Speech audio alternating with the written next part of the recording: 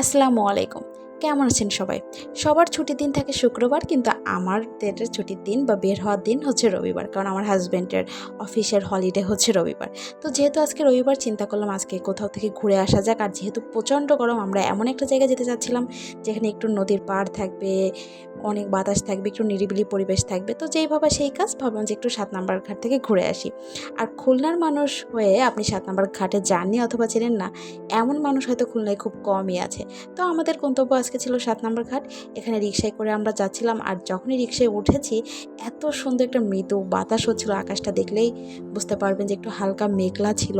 এত সুন্দর পরিবেশ ছিল, মনে হচ্ছিল সারা রাস্তা আর যাওয়ার দরকার নেই, এরকম রিকশা চলতে থাকুক আর আমরা এরকম যেতে থাকি। আর এই যে রাজশাহীর মতন কিন্তু খুলনাতেও সুন্দর ল্যাম্পগুলা চলে আসছে, যদিও এখন ল্যাম্প স্ট্যাম্পগুলোতে ল্যাম্প লাগেনি, শুধু স্ট্যান্ডগুলো, কিন্তু স্ট্যান্ডগুলো দেখতেই কত কিউট। রাজশাহীর ভিডিওতে স্ট্যান্ডগুলো দেখতে আমার ভাবতাম, ইস আমাদের খুলনাটাও যদি এভাবে সাজানো থাকতো। ফাইনালি এটা খুলনাতেও চলে আসছে।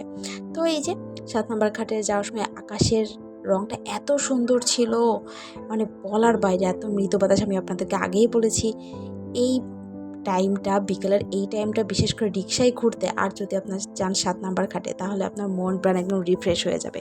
এই জন্য আমরাও চলে যাচ্ছিলাম আজকে ৭ নাম্বার ঘাটে।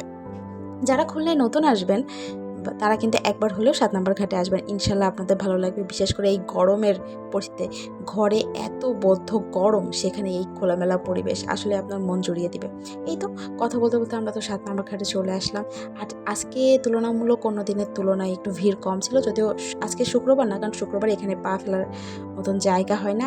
সো আজকে যেহেতু আমরা মানে ছুটির দিন ছাড়া এসেছি, সো আরামসে বসে আমরা চারিপাশের ভিউটা এনজয় করতে পেরেছি। আর এখানে আসার সাথে এত সুন্দর বাতাস ছিল, যেটা আসলে বাসায় বসে খুব মিস করছিলাম, যে এত গরমে এরকম বাতাসটাই খুব দরকার ছিল।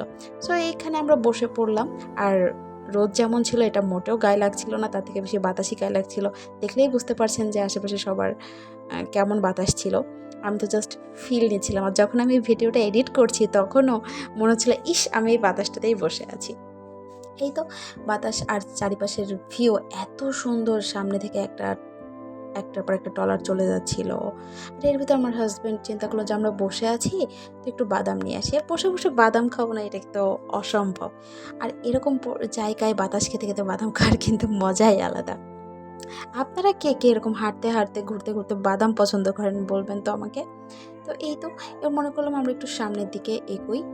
আমরা একটা ৭ নম্বর ঘাটের ফার্স্টের দিক ছিলাম, আমরা ওই দিকে যাচ্ছিলাম, যেখানে আর কি একটা লঞ্চ ঘাটও আছে। লঞ্চ না, ঠিক ফেরিঘাট যেটাকে বলে আর কি।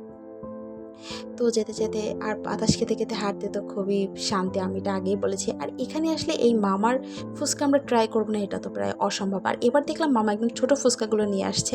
আমি প্রথমে ছোটো ফুচকা গত বছর ঢাকাতে যেয়ে প্রথম খেয়েছিলাম, আর এই খুলনায় প্রথম খেলাম। আর যদিও এই যে নিতে গেলে তো দেখলেন আমি একটা জিনিস প্লেট নিব আর আমার কাছ থেকে টক পড়বেন, এটা তো অসম্ভব। সো এই তো ফুচকাটা মোটামুটি এভারেস্ট ছিল। তো ফুচকা খাওয়ার পর আমরা একটু মশলা টি ট্রাই করলাম। আর হ্যাঁ, এই ব্রেসলেটটা খুলনার মেলার থেকে আমি নিয়েছিলাম, আমার হাজব্যান্ড আমাকে গিফট করেছিল। খুলনার মেলার একটা জাতীয় একটা ব্রেসলেট যেটা বলে, কিন্তু ব্রেসলেটটা কিন্তু অনেক কিউট।